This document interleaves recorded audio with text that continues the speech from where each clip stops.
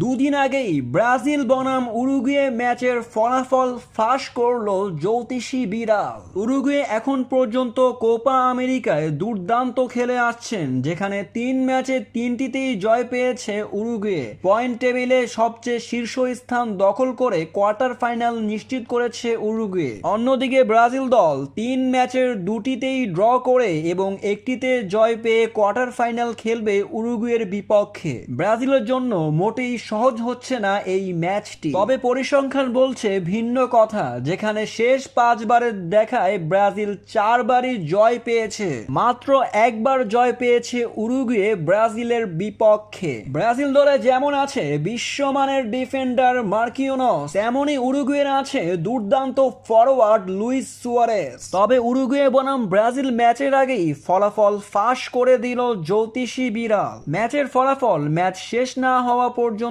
জানা যায় না, তবে জ্যোতিষী বিড়াল তার সামনে দুই দেশের পতাকা রাখা হলে ব্রাজিলকেই বেছে নেয়। তবে কি সেমিফাইনালে খেলবে ব্রাজিল দল? এবারের কোপার ফাইনালে ব্রাজিলকে কে কে দেখতে চান অবশ্যই জানিয়ে যাবেন।